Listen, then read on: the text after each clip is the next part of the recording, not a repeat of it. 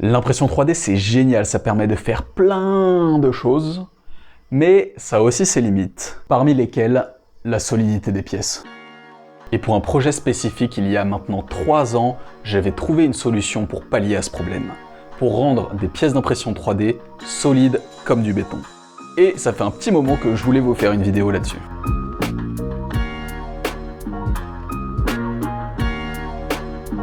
Chez mes parents, il y avait plein de noisettes, et les noisettes c'est bon.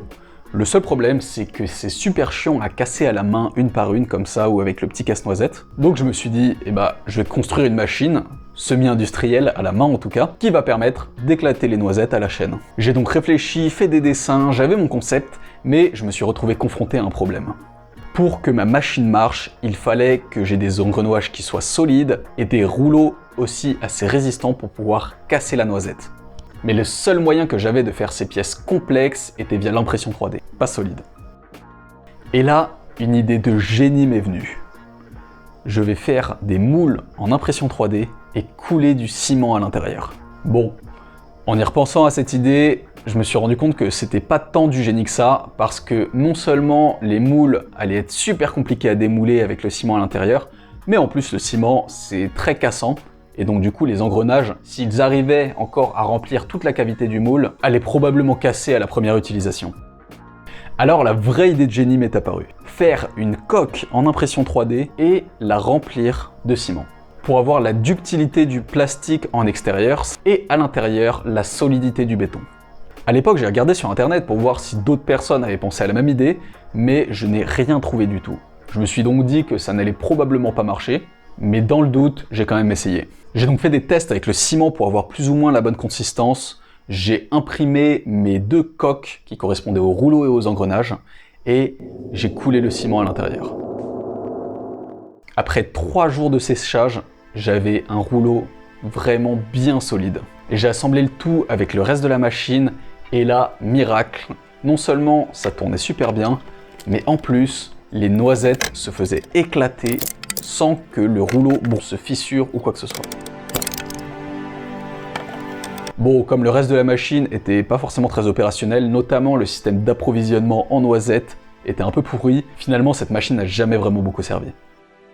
Voilà donc mon astuce pour rendre une impression 3D plus solide que du béton en la remplissant tout simplement de ciment. J'ai dit béton dans le titre parce que ça sonnait mieux, mais évidemment le ciment ça va être un peu plus rigide parce que le béton on vient juste ajouter du sable et des pierres, il me semble, pour utiliser un peu moins de ciment. Bon, cette astuce, elle présente l'avantage d'une très grande résistance et aussi d'un temps d'impression un peu réduit. Mais il y a aussi des gros désavantages. Le temps de séchage qui est super long, l'impact écologique du ciment qui en plus n'est pas recyclable, le poids de la pièce, qui dans certains cas peut être un avantage, mais la plupart du temps est un défaut, et l'esthétique. Comme vous pouvez voir, ça suinte de partout à travers l'impression, on a donc après une pièce qui est très très moche.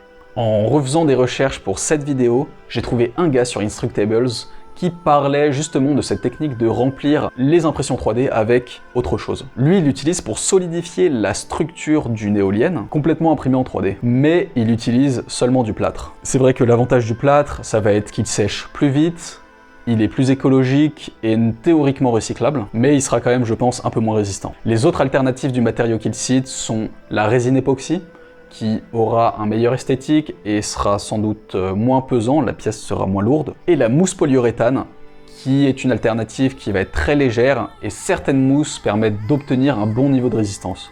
Ça pourrait être quelque chose qui pourrait être employé par exemple pour faire du modélisme. Si cette vidéo te donne des idées, je t'invite à t'abonner, parce que ma chaîne est encore toute petite, et chaque personne fait la différence.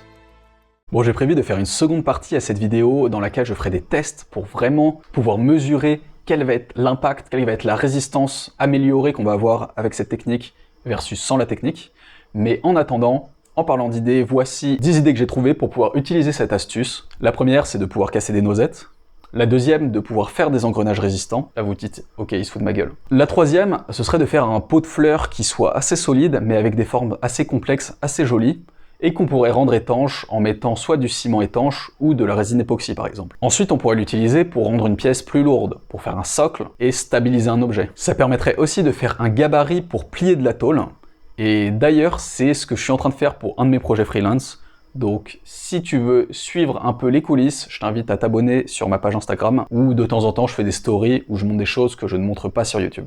On peut aussi faire un petit meuble comme un tabouret pour les enfants, avec des formes un peu particulières. On peut faire un véritable marteau de Thor fonctionnel, parce que tous ceux que les gens ils impriment en 3D sur YouTube, bah les trucs ils sont super légers et ils servent à rien. Je viens de donner un coup et tout, et tu peux même donner des coups. Merde, faut pas trop... Ouais, voilà. Bon, on va pas trop donner des coups parce que voilà, ça reste un truc imprimé en 3D, c'est du plastique. Hein. On peut faire des équerres très solides avec un angle personnalisé. On pourrait donc avoir, je sais pas, un mur un peu en pente, on aurait besoin d'une équerre avec un angle de 57 degrés. On la modéliserait sur Fusion 360 ou un autre logiciel, puis on remplirait la coque de ciment, et je pense que ça ferait une équerre bien solide. Vous pouvez voir dans mes vidéos précédentes que j'avais imprimé des statues de Marc Aurèle ou autres personnages, et c'est vrai qu'elles font un peu creuses, un peu toc. Peut-être qu'en les remplissant de plâtre, on pourrait avoir un résultat qui soit beaucoup plus convaincant. Et finalement, si vous faites de l'impression 3D assez régulièrement, vous savez que certains plastiques, notamment le PLA, se déforment très vite quand on monte en température. Par exemple, moi, j'avais imprimé un support de téléphone à mettre dans ma voiture. Je suis allé en Sicile et en 2 jours, le truc avait complètement fondu. L'utilisation d'une telle technique pourrait permettre, quand on a besoin de faire une pièce qui va aller un peu dans la chaleur, de la maintenir sans qu'elle se déforme avec un noyau en ciment à l'intérieur. Pour ma prochaine vidéo sur les tests de ces impressions 3D combinées avec du ciment, j'ai pensé à quelques idées, mais si vous en avez, si vous avez des protocoles de test, des pièces à tester, comment les tester, n'hésitez pas à le mettre en commentaire, ça m'aidera beaucoup. Et ça permettra aussi d'aborder pour moi des sujets que j'ai pu oublier dans cette vidéo. Merci d'avoir regardé la vidéo jusqu'au bout, et d'ici la prochaine vidéo, porte-toi bien.